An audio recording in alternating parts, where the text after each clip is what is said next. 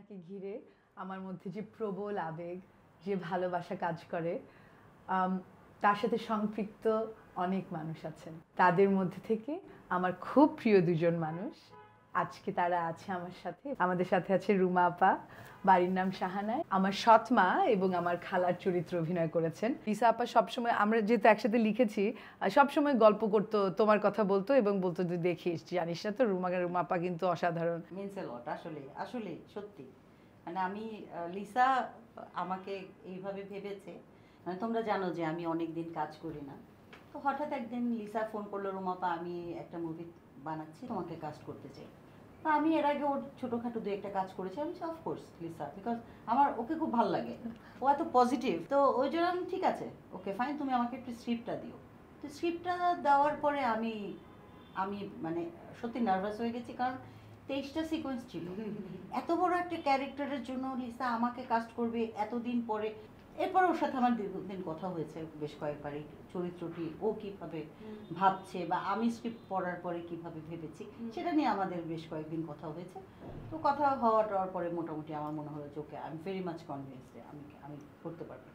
সবকিছু মিলে আমি কাজটা করে এসেছি। আর সাথে আছে মুন্নি, আমাদের সাহানা বাড়ির মধ্যমণি, আমাদের প্রাণ জুলেখা। জুলেখা আমি আমি আর কাউকে কল্পনা করতে পারি না, কিন্তু মুন্নি আমি আগেই বলে রাখি, জুলেখা আমরা এভাবে ভেবেছি যে একটা মফস্বল শহরে থাকে, সাহানা বাড়িতে কাজ করতে এসেছে মেয়েটা, সে আরেকটু গ্রামের কোথা থেকে এসেছে, তো আমরা একটা আঞ্চলিক ভাষায় ডায়লগগুলো লিখেছিলাম। তারপর যখন মুন্নির সাথে আমরা মুন্নিকে পেলাম, তখন আমরা মুন্নিকে বলেছিলাম যে ইনঅথেন্টিক লাগতে পারে আমরা যেই আঞ্চলিক টানটা দিয়েছি। আমি স্ক্রিপ্টটা পেয়ে আমার মনে হচ্ছিল যে দীর্ঘদিন তো শহরে থাকা হয়, কোনো শব্দ হয়তো সঠিকভাবে আমি নেত্রকোনার বলছি কি না, আমি পুরো, আমার মায়েরা হচ্ছে 4 বোন এবং আমার নানু 5 জনের একটা আমি টিম বসায় দিলাম ঘরের মধ্যে, যে আমি ডায়লগ ধরে ধরে যাব এবং এটা আঞ্চলিক ভাষায় তোমরা বলবা। এটা কি কোনো শব্দ, কারণ আপু কোনো শব্দ দেখা গেলে অনেক সময় আরোপিত লাগে, আমরা মানে থাকে না প্রমিত ভাষা এবং হচ্ছে আঞ্চলিক ভাষা করছি, কিন্তু জিনিসটা ওই হয়নি বলে কানে খটকা লাগে। তো আমার নানু আবার বলে যে এটা তো এমনি বলে। তো সেই জায়গা থেকে আমার মনে হয়েছিল যে এটা মানে জুলেখা আমি আসলে যুদ্ধ করে নিয়ে আসছি, মানে এটা আমি অর্জন করেছি, আমার অর্জন যে লিসা আপার মন জয় করা। পুরো দেশের মন জয় করতে যাচ্ছে জুলেখা। মানুষ সিনেমা হলে জুলেখাকে দেখে, আমি জানি যে ওর ডায়লগগুলো মানুষ মনে রাখবে। তুমি যখন জুলেখাকে পড়েছো তোমার কি মনে হয়েছে? আমি খানিকক্ষণ আগে বলছিলাম যে আমার এলাকায় হাজার জুলেখাদের কেউ কেউ আসলে ঢাকায় বা ময়মনসিংহ বা বিভিন্ন জায়গায় কিন্তু ওই গৃহকর্মীর কাজটা করতে আসেন, এবং তারা নানানভাবে, মানে শুধু যে এটা মানসিক নির্যাতন তা না, শারীরিকভাবে নির্যাতিত হয়ে গ্রামে ফেরত যায়, এবং কেউ কেউ তো এমনভাবে নির্যাতিত বা এমন চিহ্ন বয়ে নিয়ে যায় সারা জীবন আর সুস্থ হতে পারে না। সেই জায়গাতে এই গল্পগুলো তো আমার খুব ছোটবেলা থেকে খুব জীবন্ত তরতাজা দেখা। তো সেখান থেকে যখন আমি বাড়ির নাম সাহানার জুলেখাকে দেখি, তো আমার দেখা জুলেখা এবং এই জুলেখা তখন একটা বিস্তর ফারাক। কোনোদিন হয়তো আমরা গৃহকর্মীদের শুনিও না তার কি আজকে মন ভালো নাকি মন খারাপ, সে কি এক কাপ চা খেতে চায় কি না, মানে এটা আমার কাছে মনে হয়েছে কি যে আমি আসলে, আমরা যেরকম মনে করি যে ওই কাঠামো জায়গাটা ভেঙে গৃহকর্মীদের যে জীবন আসলে প্রাপ্য, যে জীবন আসলে হওয়ার, কারণ আমি যখন আসলে ভাবি আমার তো মনে হয় যে আমি বাড়ির নাম সাহানার বস, মানে সবাই আমাকে এটা কর ওটা কর এটা কর এটা কর। তো সেখানে একদম সেখানে ওই ভালোবাসা ওইটা কে দিয়েছে আমাকে, ওই বাড়ির সদস্যগুলো, মানে এমনকি যখন খালাম্মা আমার সাথে চিৎকার চেঁচামেচি করে, এখানে কিন্তু কোনো রাগ নেই, অধিকার আছে, এবং সেও বলছে যে এইটা করে আসছি ওইটা করে আসছি, এই বসছিলাম করে আসছি। জুলেখাও হয়তো কোনো একটা সময়ে তার যে ব্যথা বেদনার কথা বা তার যে স্বামীর কথা বা তার পরিবারের নানান রকমের ছোট ছোট গল্প, সেগুলো আর কাউকে না, কিন্তু সে দীপাকেই বলে, কারণ ওই নানান কথা, এটা হয়েছে ওইটা হয়েছে, তো এটা হয়েছে ওইটা হয়েছে, এই হওয়া হইটা কিন্তু খুব চারটিখানি কথা না। আমরা আমাদের রোজকার জীবনের কথাগুলো ভীষণ গোপন করি, এবং দেখা যায় যে আমরা আমাদের অনুভূতির ওই একটা জায়গা থাকে যেটা স্পর্শ না করলে আমরা নিজেদেরকে মেলে ধরি না। তো আমি বলবো যে দীপা এবং জুলেখার সম্পর্ক এটা মানে কিছুটা না থাকে না যে, হ্যাঁ সত্যি, এটাই আমি বলছিলাম যে আরও অনেক দীপাদের দরকার, আরও অনেক এই সম্পর্কের জায়গা থেকে ওই ভালোবাসাটা জুলেখাদেরও পাওয়া দরকার। দীপা এবং দিলরুবার মধ্যেও কিন্তু একটা সেরকম অনেক কমপ্লেক্স রিলেশনশিপ। দেখো আমার কাছে দীপার সাথে দিলরুবার চরিত্রটা না একদম কমপ্লেক্স লাগে না। আমার কাছে মনে হয়েছে যে যেটা জেনারেশন টু জেনারেশন একটা কমপ্লেক্স থাকে, অর্থাৎ আমি যে জীবনযাপনটি করি আমার সন্তান কিন্তু সেই জীবনযাপন করবে না। ও মানে একটু অ্যাহেড, একটু ভিন্ন চিন্তা। তো সেই জায়গা থেকে কিন্তু একটা মা এবং সন্তান কোথাও গিয়ে একটা একটা হারমোনি তৈরি হয়ে যায়, একটা বোঝাপড়া তৈরি হয়ে যায়।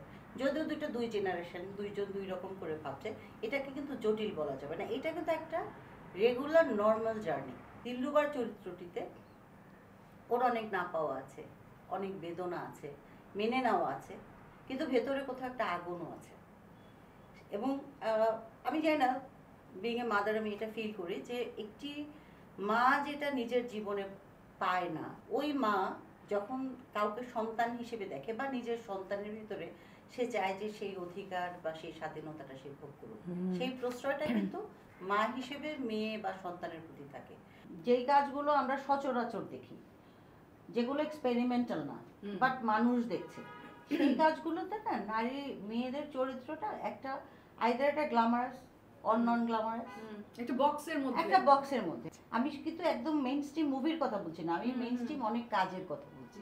সেটা তোমার ওয়েব সিরিজ হতে পারে, সেটা নর্মাল নাটক হতে পারে। আমি থিয়েটারের কথা বলছি না, থিয়েটার ইজ ডিফারেন্ট, একদম ডিফারেন্ট। তো সেই জায়গায় আমার কাছে মনে হয় যে আমরা যে মেইন স্ট্রিম কাজগুলো দেখি সেখানে গ্রে ম্যাটারটা কম, ওই লেয়ার্স গুলো কিন্তু ওই গ্রে থেকে উঠে আসে। মানে তুমি ধরো একটা মানুষ, সেই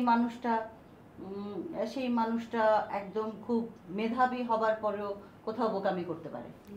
একটা খুব ভালো মানুষ কোথাও গিয়ে একটা খারাপ কাজ করেও ফেলতে পারে, ফ্লট ক্যারেক্টারস আমরা তো তাই না? সবাই মানুষ। আবার একটা মা তার নিজের অনেক চাওয়া পাওয়া থেকে তার স্খলন হতে পারে। সেই জিনিসগুলো না আমরা সচরাচর দেখি না, কিন্তু আমি মনে করি এই যে লেয়ার্স গুলো, এগুলো উন্মোচিত হওয়া উচিত। এবং আমার কিন্তু প্রথম থেকে মনে হচ্ছে দীপারি ক্যারেক্টারটা এত পরিপূর্ণ, আমার কিন্তু কখনো মনে হয় না যে এই জায়গার ওর বোধহয় এইরকম আর একটু কিছু হতে পারতো। আমার একদম খুব পরিপূর্ণ দীপা মনে হয়েছে। একজন নারী যখন একজন নারীকে পোর্ট্রে করবে তখন না অনেক কিছু তোমার লাইক বলতে গেলে অনেক ইনহেরিট করে অনেক কিছু, যেটা নতুন করে শিখতে হয় না।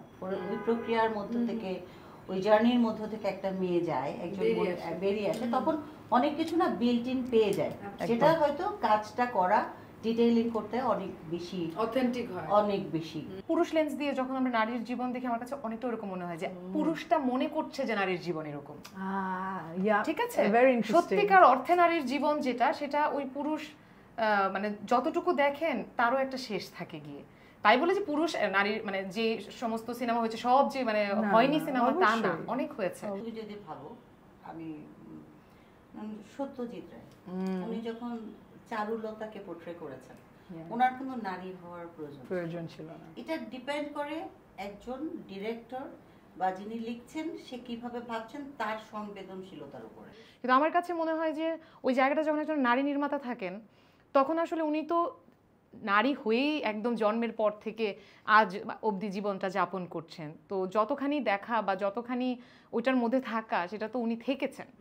ওই যে আমি রুমাপার একদম রুমাপার ওই সুরটা ধরতে চাই আমি, যে ওইটা গবেষণার প্রয়োজন পড়ে না। একজন পুরুষের কিন্তু একটা নারীর জীবন নিয়ে সিনেমা বানানোর, তার দেখা গেল যে 6 মাস বা 1 বছর একটা গবেষণা করব, বা আমি দেখবো, বা এটা করব, 10 জনের সাথে কথা বলবো, সার্ভে করব, নানান রকমের ভ্রমণের ভেতর দিয়ে যেতে হয়। একজন নারীর কিন্তু এটা ভীষণ সাবলীল ভাবে হয়ে যায়।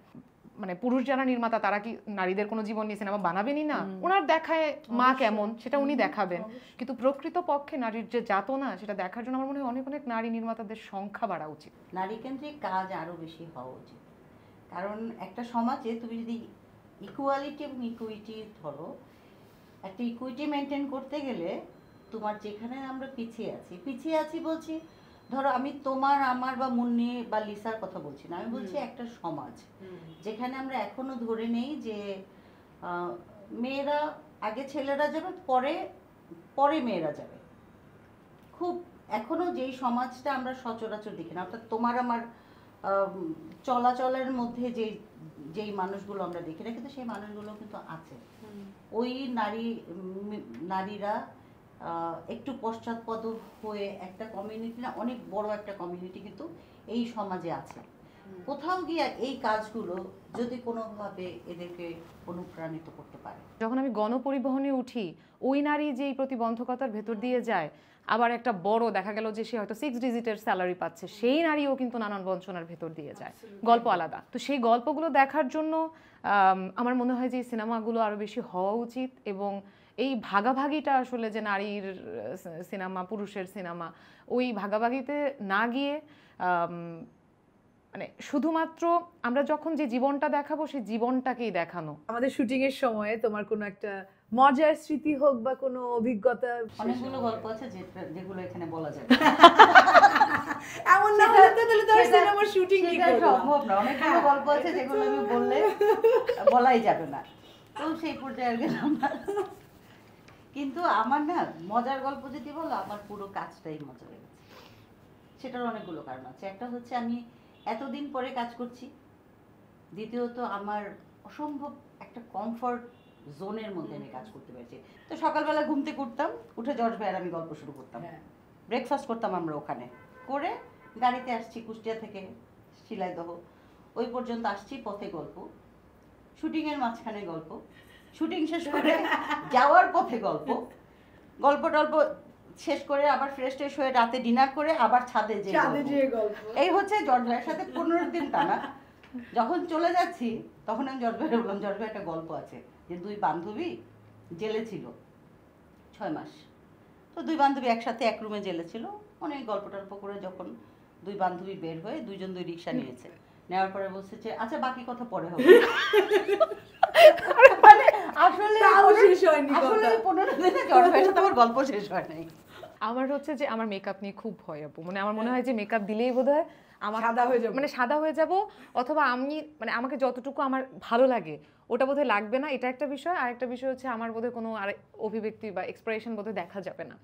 আমি জানি না, মানে আমার মেকআপ নিয়ে আমার মনে হয় আর ভালো লাগছে না, মানে এইটা নিয়ে আমার সারাক্ষণ জটিলতা। তো মেকআপ করতে যাচ্ছি, তো আমাদের যিনি মেকআপ আর্টিস্ট ছিলেন উনি উনি আমাকে আমি বসে বলছি এরকম এরকম করে, আমি ভাইকে বলছি যে আমাকে দেখতে ভালো লাগবে তো? তো উনি বলছে এই মাথা ঘোরান, বারবার এরকম আমাকে দেখতে ভালো, উনি বারবার এরকম মাথা ঠিক করছে, মানে উনি বলে কি যন্ত্রটা, অনেক ভালো লাগবে আপনি এরকম করে সোজা হয়ে থাকেন। আমি বললাম যে এরকম বিড় করেছে, আমি সত্যি করার কথা যে এরকম করে আমার ভালো লাগবে না, মনে বলে কি বলেন কি বলেন, মানে কি বলেন, আপনাকে ভালো লাগবে বলছি, পরে তো তুমি করে বলতে বলছি আপনাকে ভালো লাগবে বলছি, সোজা হয়ে বসে থাকেন। মজাটুকু না ওই যে মানে কেমন জানি, মানে বলতে গেলে মনে হয় যে প্রতিটা মুহূর্তের আসলে কোন জায়গাটা বলবো যে মজা লাগে না।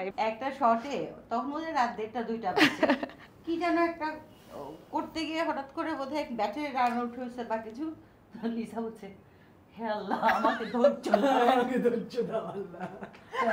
Of course, হ্যাঁ, মনে আছে। লিসা ও মানে বিরক্তির চরম আরে একটা মাঝে মাঝে লিসাপা এরকম আমাকে শক্তি দেয়, আমরা পেছনে হি করছি, আর ও তো অন্য কিভাবে আমি শেষ করব। তো আড্ডাটা শেষ করি, কিন্তু শেষ করার আগে আমরা বলি যে আমাদের সিনেমা আসছে। আমরা আপনাদের আশা করছি 19শে সেপ্টেম্বর আমাদের ছবিটা মুক্তি পাবে।